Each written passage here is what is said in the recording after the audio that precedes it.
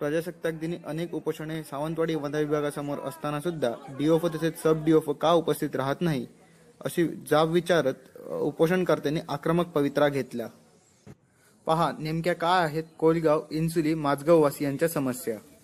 आणि आम्ही यांनी या अगोदर या ठिकाणी उपोषण केलं होतं। त्या उपोषणाच्या वेळी वनक्षेत्रपाल वन विभाग सावंतवाडी यांनी आमच्या 5 मागण्या लवकरात लवकर मागे घ्या, मागण्या पूर्ण करू, उपोषण मागे घ्या अशी आम्हाला एक विनंती केली होती। त्यांच्या या विनंतीचा मान ठेवून आम्ही त्यावेळी उपोषण मागे घेतलं आणि या मागण्यावर त्यांनी काहीच कारवाई केली नाही। म्हणून आम्ही पुन्हा एकदा आता जानेवारीच्या या पहिल्या आठवड्यामध्ये एक अर्ज केला होता, म्हणजे उपोषणासंदर्भात अर्ज केला होता।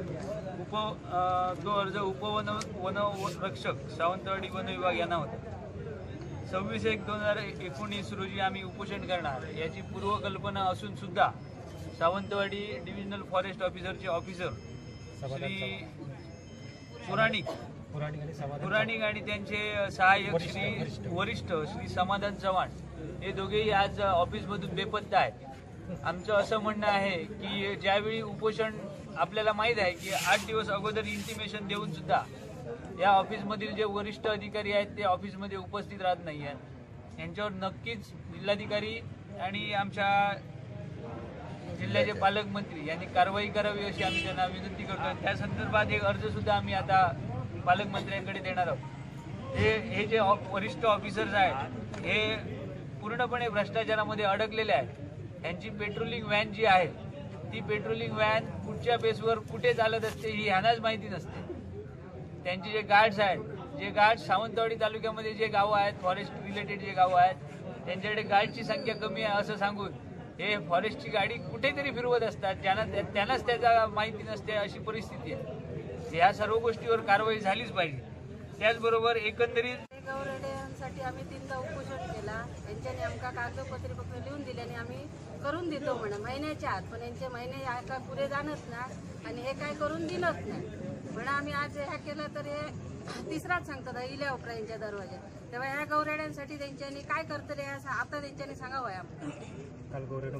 काल माझ्या गौरेडो मागे लागलो, कागीत मी गेलं इथं मी येऊन मागण्यात राहलोय। तेव्हा यांच्यानी आमच्या डोबाशेळीत प्रत्येक माणसाक यांच्यानी एक माणूस द्यायचा, विसर माणूस ठेवायचो नाही। जो यांच्यानी आता हिचं पैसे देऊन जो पगार देऊन ठेवल्याने तो माणूस त्याचं पोत करू आमच्या संरक्षणात, नाही तर यांच्यानी सर्व लिहून देऊ आहे का आम्ही तुमच्या क्षेत्रात येणार ना, तुम्ही तुमचा कायदा करूक लागा लिहून या सगळ्या वन खात्यात लिहून देऊ आहे आमका। म्हणजे आम पुढची तयारी करूची तयारी असा हे येता का म्हणे आमच्या एरिया त्यांची तयारी हा काय ती आमका त्यांच्यानी सांगावं आहे ना। तर हे साहेब आता बदमाशच बसल्यांना हे बदमाशगिरी हेच करतं आणि आम्ही येतो हे आमका ते कुत्रे म्हणतं अशी यांची तरा झाली असं। तेव्हा यांच्यानी आमका काय करू आहे ना तर सांगावं यांच्या, नाही तर आमची शेती करून देऊ आहे, नाही तर यांच्यानी पगार तरी आमका देऊ बोलू शेतकऱ्यांका। नाही जमणार तर त्यांच्यानी सांगावं आहे नोकरी सोडू होई त्यांच्यानी दुसऱ्याला या। नुकसान भरपाईची काय उपयोग नाही, नुकसान भरपाईची 7 बाऱ्यांवर नावात 5-5, 10-10 असं 7 बारा हाडून दे म्हणत आम्ही खाई जाऊचे मुंबई जाग्यात जाऊचे लोकांका शोधू 7 बाऱ्यांचे सही हाडू एक 7 बारा दिया होणं सांगल्याने आणि त्याच्यावर आम्ही करतो म्हणा सांगल्याने अजून काय त्यांच्याने करूक नाही नुकसान भरपाईचं।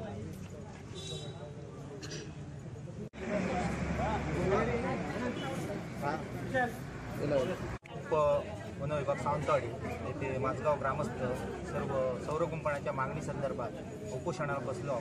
वेळोवेळी आम्ही यांच्याकडे या वन्य प्राण्यांपासून जे शेतीचं नुकसान होते त्याचा बंदोबस्त करण्यासाठी सौर कुंपणाची मागणी केली होती।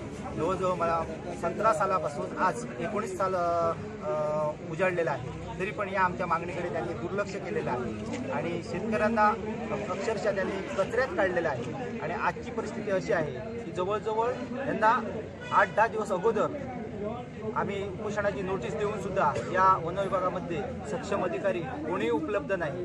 आणि या ठिकाणी अशी परिस्थिती आहे की आज आम्हीच नाही तर माझगाव, इन्सुली आणि जवळजवळ कोलगाव या ठिकाणचे सुद्धा ग्रामस्थ आपले काही ज्वलंत प्रश्न घेऊन येथे उपस्थित आहेत, परंतु या खात्याने अजिबात त्याची दाद फिर्याद घेतलेली नाही। तर उलट असं केलेलं आहे की जे सक्षम अधिकारी आहेत ते आज आपली कार्यालय सोडून आज प्रजासत्ताक दिन असताना सुद्धा ते या जागेवर उपलब्ध नाही, ही लांछनात्मक गोष्ट आहे।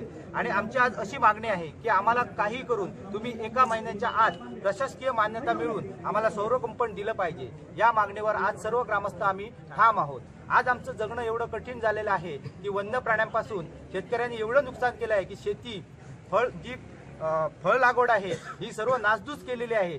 शेतकरी अक्षरशः देशोधडीला लागलेला आहे। अशा परिस्थितीत सुद्धा शहरापासून 2 किलोमीटर अंतरावर आमचा माझगाव गाव असताना हे वन खातं कोणतेही दाद घेत नाही आणि या त्यांच्या अन्यायाच्या विरुद्ध आम्ही आज लढा पुकारलेला आहे आणि आम्ही आज आमच्या ठाम मताचे आहोत की आम्हाला सौर कुंपण हे पूर्ण घातल्याशिवाय आम्ही इथनं उठणार नाही।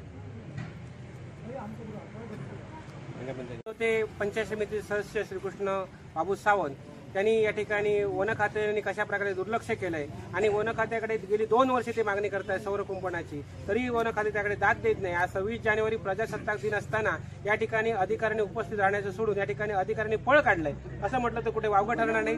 आपल्या संवाद आहेत जिल्हा परिषदेच्या माजी अध्यक्षाची सदस्या रेश्मा सावंत, त्यांच्याकडनं जाणून घेऊया काय नेमकी परिस्थिती आहे ती। वर्षभर पाठपुरावा करून सुद्धा आमचा प्रश्न मार्गी लागत नाहीये। आम्ही म्हणतो कोकणातले शेतकरी आत्महत्या करत नाहीत, पण आज आत्महत्या करण्याशिवाय आमच्याकडे पर्याय राहिलेला नाही। कारण वन्य प्राणी एवढे त्रास देतात, कुठचीही लागवड केली तरी सुद्धा आणि कुठची जेव्हा फळ पिकाला येतं त्यावेळी वन्य प्राणी येतात आणि सगळी नासधूस करून जातात। त्यामुळे आम्ही आता जोपर्यंत आम्हाला सौर कुंपणचं पत्र देत नाहीत, आम्ही वर्क ऑर्डर देतो असं सांगत नाही तोपर्यंत आम्ही इथून उठणार नाही। आपल्यासोबत होत्या जिल्हा परिषदेच्या माजी अध्यक्षा विद्यमान सदस्या रेश्माताई सावंत, त्यांनी असं जाहीर केलंय की जोपर्यंत आम्हाला सौर कुंपणाचं वर्क ऑर्डरचं पत्र देत नाही तोपर्यंत इकडनं आपण हलणार नाही। सद्यस्थितीत या ठिकाणी कोणताही जबाबदार अधिकारी नाहीये।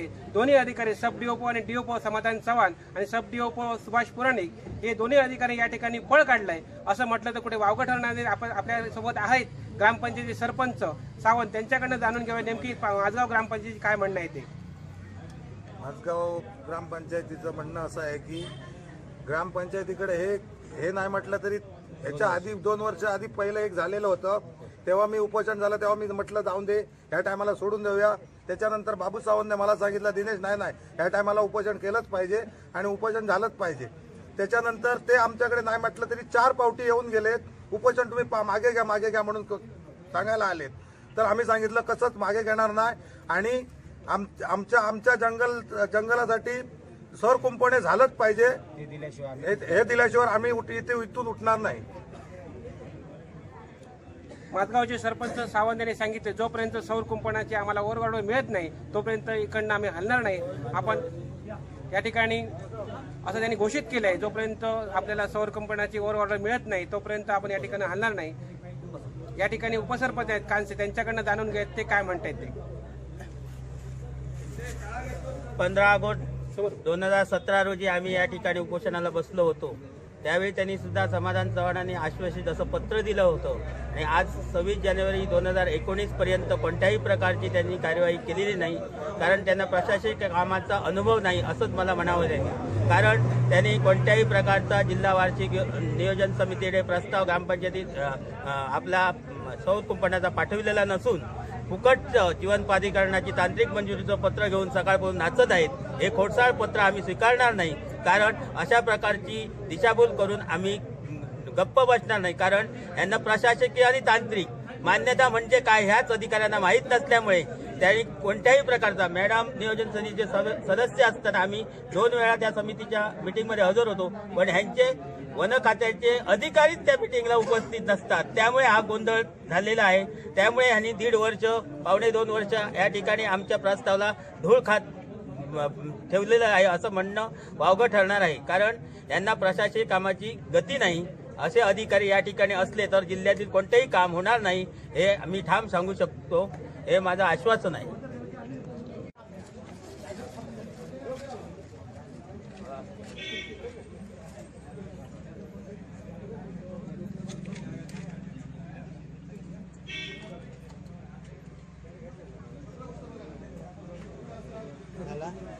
एकोणीसशे 1964 मध्ये महाराष्ट्र शासनाने सेटलमेंटमध्ये फॉरेस्टने सोडलेला रस्ता आहे आणि त्याची मजबूती करण्यासाठी 2001 मध्ये महाराष्ट्र ग्रामीण रोजगार हमी योजनेअंतर्गत मंजुरी मिळाली होती आणि आता आम्हाला तो मजबूतीकरण करायचं आहे. तेव्हा फक्त माती मारली होती, आता मजबूतीकरण चिऱ्याचं नाही तर कॉन्क्रिटीकरण करण्यासाठी आम्ही 2017 मध्ये प्रस्ताव दाखल केला. 2 वर्षांमध्ये मोठ्या प्रमाणात आमचं मेघश्याम काजरेकर असतील, आमचे सगळे ग्रामपंचायत टीम असेल, मोठ्या प्रमाणात पाठपुरावा केला, पण अजून त्याचं कुठलंही आम्हाला लेखी पत्र मिळालं नाही. आणि त्यासाठी आम्ही ग्रामपंचायतने त्याचं इस्टिमेट तो केलं आहे, 14 वित्त निधी दिला आहे, पण तो काम मंजूर झालं नाही. कामाला पत्र नसल्यामुळे आम्हाला काम करता आलं नाही. आणि डोंगरवाडी जी आहे ते आमच्या एका टोकाला आहे, म्हणजे लोकांना 6 ते 7 महिने पायी चालवून जावं लागतं आणि लोकांची जी हाल बघून आम्हाला ते सहन होत नाही. एवढं असून सुद्धा हे प्रशासन सुस्त आहे आणि ते कुठल्याही प्रकार 2 वर्ष पाठपुरावा करून याचा कुठल्याही त्यांना काही हे नाही. 2016 तारखेला आम्ही उपोषणचं पत्र दिलं तरी पण ते सुशेगात आहेत. आणि आज इथे बघायला गेलं तर कुठलेही अधिकारी म्हणजे जे जबाबदार अधिकारी पाहिजे ते डीओपी नाही आहेत, सब डीओपी नाही आहेत आणि कुठलेही जबाबदार अधिकारी असल्यामुळे आता आम्ही उपोषणाला बसलेलो आहोत, पण त्याचा काही तोडगा अजून निघाला नाही आहे. ते पत्र देत आहेत, ते अजून काहीतरी येऊन माहिती देऊन गेले की आम्ही डीओपीशी बोलले आहेत की आम्ही पाठपुरावा करतो, लवकरात लवकर त्याचं पत्र देतो. पण जोपर्यंत आम्हाला पत्र मिळत नाही तोपर्यंत आम्ही काय उपोषणावरून उठणार नाही. आमरण उपोषण किती दिवस झाले ते चालतील, जोपर्यंत सक्षम अधिकाऱ्याचं आम्हाला पत्र मिळत नाही तोपर्यंत आम्ही उपोषण सोडणार नाही. डिसोजा साहेबांनी सांगितलं त्याप्रमाणे 1964 मध्ये फॉरेस्ट सेटलमेंट ऑफिसरनी तिथल्या ग्रामस्थांना जाण्या येण्यासाठी सोडलेलं आहे.